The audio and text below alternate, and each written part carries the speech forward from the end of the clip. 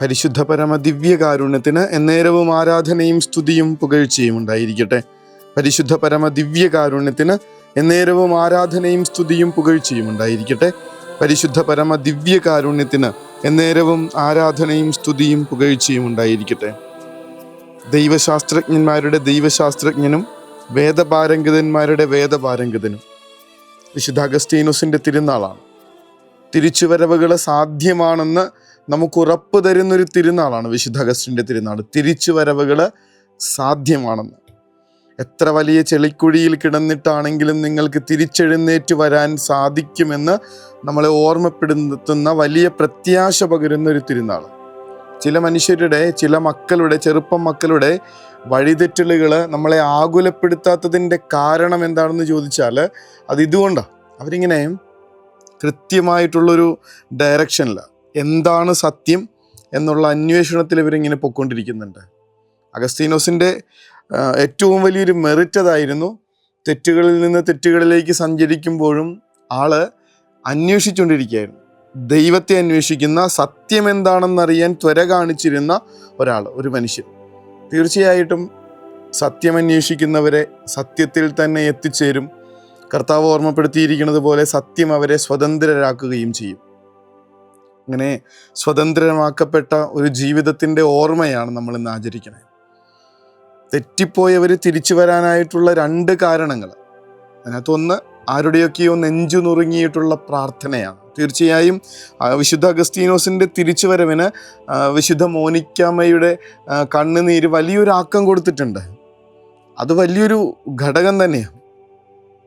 തെറ്റിപ്പോയവരൊക്കെ തിരിച്ചു വരാനായിട്ട് പ്രധാനമായിട്ടൊരു കാരണം കർത്താവിൻ്റെ തിരുമുൻപിൽ നെഞ്ചു നുറുങ്ങിയവരുടെ, പ്രിയപ്പെട്ടവരുടെ പ്രാർത്ഥനയോടെയുള്ള ഉറക്കം നിന്നുള്ള രാത്രികളാണ്, മുട്ടിന്മേലിഴഞ്ഞുള്ള പകലുകളാണ്. തീർച്ചയായിട്ടും ഉണ്ടായിരുന്നു അത്.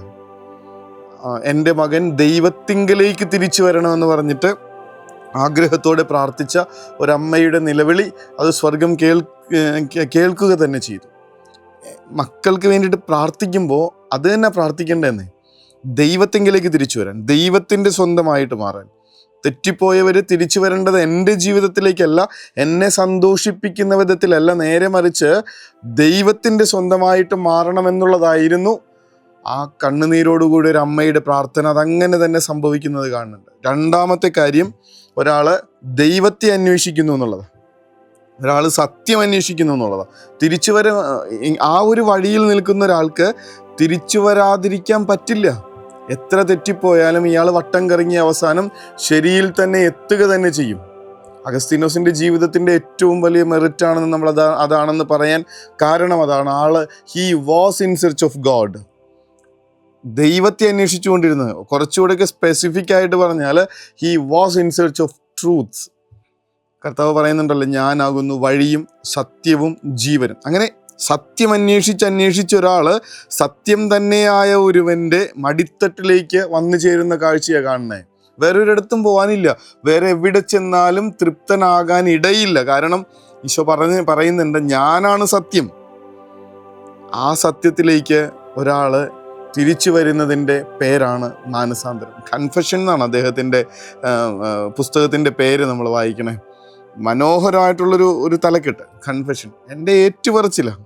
കർത്താവേ, ആ ഏറ്റുപറച്ചിൽ ഒന്ന് വായിച്ചിട്ടുണ്ടെങ്കിൽ തടിച്ച പുസ്തകമാണ്. പക്ഷെ ഒന്ന് കടന്നു പോകുമ്പോൾ എളുപ്പമല്ല ചില കാര്യങ്ങളൊക്കെ മനസ്സിലാക്കാൻ. പക്ഷെ മുഴുവൻ ഇങ്ങനെ വായിച്ചു തീരുമ്പോൾ നമുക്ക് മനസ്സിലാവുന്നൊരു കാര്യമുണ്ട്. വിശുദ്ധ അഗസ്തീനോസ് ഏറ്റുപറയണത് തൻ്റെ തെറ്റിപ്പോയ വഴികളെക്കുറിച്ചെന്നുള്ളതിനേക്കാൾ കർത്താവിനെ തിരിച്ചറിയാൻ വൈകിയതിനെ കുറിച്ചിട്ടാണെന്ന്. ശരിക്കുമുള്ള സത്യത്തെ മനസ്സിലാക്കാൻ വൈകിപ്പോയ വഴികളെക്കുറിച്ച്, വന്നൊരു ഗ്യാപ്പിനെ കുറിച്ച് അദ്ദേഹം ഇങ്ങനെ വല്ലാതെ ആകുലപ്പെടുന്നത് കാണാൻ പറ്റും അതിനകത്ത്. കർത്താവ്, എനിക്ക് ഇന്ന തെറ്റുകൾ പറ്റിയെന്നുള്ളതല്ല, കർത്താവ്, എനിക്ക് നിന്നെ ഇതുവരെ മനസ്സിലാക്കാൻ പറ്റിയില്ലല്ലോ എന്നുള്ളതാണ് അദ്ദേഹത്തിൻ്റെ ഏറ്റുപറച്ചിൽ. അതിന് തടസ്സം നിന്ന കാര്യങ്ങളാണ് അദ്ദേഹത്തിൻ്റെ ജീവിതത്തിൽ നിസ്സാരമാക്കി കളയണതല്ല. തെറ്റിപ്പോയ വഴികൾ തെറ്റ് തന്നെയാണ്. പക്ഷേ അതിനകത്ത് ആള് he was in search of God. ഇന്ന സ്ഥലത്ത് പോയാൽ ശരിക്കും സത്യം അറിയാൻ പറ്റുമോ, ഇന്ന സ്ഥലത്ത് പോയാൽ ശരിക്കും ആത്മീയതയുടെ ഉന്നതയിലേക്ക് എത്താൻ പറ്റും? ഇന്ന സ്ഥലത്ത് പോയാൽ ദൈവത്തെ അനുഭവിക്കാൻ പറ്റുമോ? പലതിലും ഇങ്ങനെ കറങ്ങി നടന്ന് ആളവസാനം ഇങ്ങനെ കൃത്യമായിട്ടുള്ളൊരിടത്തിൽ നിങ്ങൾ അന്വേഷിക്കുക. നിങ്ങൾ ഹൃദയപരമാർത്ഥതയോടുകൂടി അന്വേഷിക്കുമ്പോൾ നിങ്ങൾ എന്നെ കണ്ടെത്തുന്ന ജെറമ്യാ പ്രവാചകന്റെ പുസ്തകത്തിൽ കർത്താവ് അരുൾ ചെയ്യുന്നുണ്ട്. ഈ ഒരു കാര്യമാണ്. കൃത്യമായിട്ടുള്ള ഉദ്ദേശം ഉണ്ടായിരുന്നു, കൃത്യമായിട്ടുള്ള ആഗ്രഹം ഉണ്ടായിരുന്നു, അതിനു വേണ്ടിയിട്ടുള്ള പരിശ്രമം ഉണ്ടായിരുന്നു.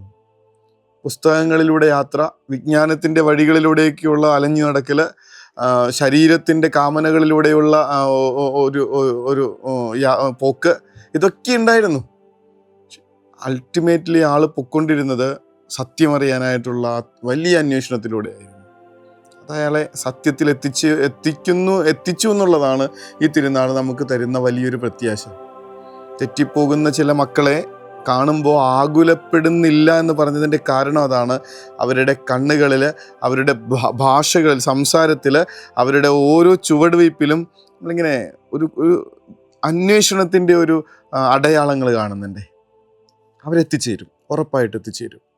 വെറുതെ ഒരു ലക്ഷ്യമില്ലാതെ എന്തൊക്കെയോ ജീവിതത്തിൻ്റെ ഒരു ഇത്തിരി സുഖം തരുന്നുവെന്ന് അവർ കരുതുന്ന ചില കാര്യങ്ങളിലൂടെയുള്ള ഇടറി പ്രാഞ്ചിയുള്ള നടപ്പിനെ കുറിച്ചല്ല പറയണേ.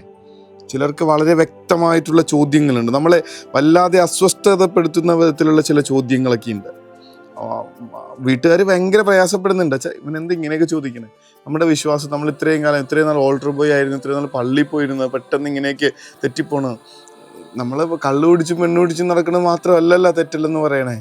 വിശ്വാസത്തിൽ നിന്ന് അകന്നു പോകുന്ന മക്കൾ ഇങ്ങനെയുള്ള ചോദ്യങ്ങൾ ചോദിക്കുമ്പോൾ അറിയണം, they are in search of truth of God. അവരെത്തുക തന്നെ ചെയ്യും. അതാണ് ഇന്നത്തെ തിരുനാൾ നമ്മളെ കൃത്യമായിട്ട് ഓർമ്മിപ്പിച്ചു തരുന്നത്. തിരിച്ചു വരവുകൾ സാധ്യമാണ്. ഉള്ളിലിങ്ങനെ സത്യത്തിൻ്റെ ഒരു തെളിച്ചം അന്വേഷിക്കുന്നവർക്ക്, ദൈവത്തിൻ്റെ ഒരു സ്നേഹം അന്വേഷിക്കുന്നവർക്ക് ഇവിടെ ഈശോയിലേക്ക് എത്തിച്ചേരാതിരിക്കാൻ പറ്റില്ല തന്നെ. പിന്നെ ചുറ്റുമുള്ളവരുടെ നെഞ്ചു നുറുങ്ങിയിട്ടുള്ള പ്രാർത്ഥനകൾ ആത്മാർത്ഥമായിട്ട് ഇവരിങ്ങനെ കർത്താവിനെ അന്വേഷിച്ചുകൊണ്ടിരിക്കുമ്പോൾ നമ്മളിവിടുന്ന് പുഷ് കൊടുക്കാം, കർത്താവിലേക്ക് എത്തിച്ചേരാൻ, ദൈവത്തിൻ്റെ സ്വന്തമായി തീർച്ചയായും.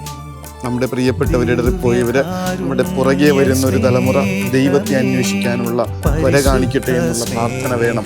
അതിനു വേണ്ടിയിട്ടുള്ള അവരുടെ പരിശ്രമങ്ങളിൽ നമ്മുടെ പ്രാർത്ഥന ആശീർവാദത്തിൻ്റെ കരം അവർക്കും ഞങ്ങൾക്കും നേരെ നീട്ടണമേ എന്ന അപേക്ഷയോടുകൂടെ മുട്ടിന്മേലായി. പരിശുദ്ധ പരമദിവ്യകാരുണ്യമേ, അനന്ത സ്നേഹമേ,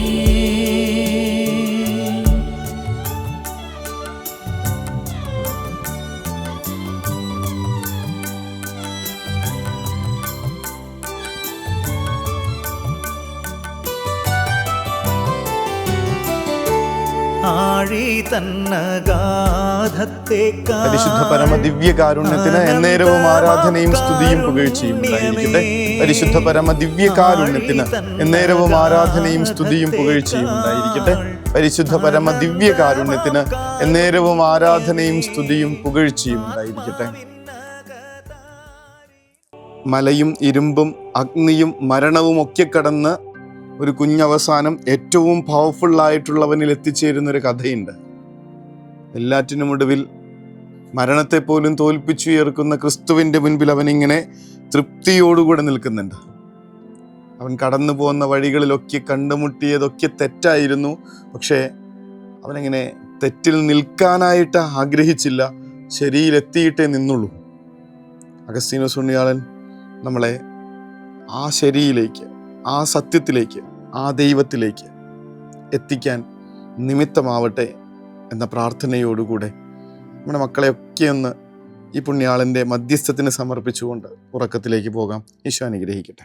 കരുണ തൻ കയർ പിടിച്ച് നയിച്ചിടും സ്നേഹമേ, ദിവ്യകാരുണ്യ സ്നേഹമേ, പരിശുദ്ധ സ്നേഹമേ,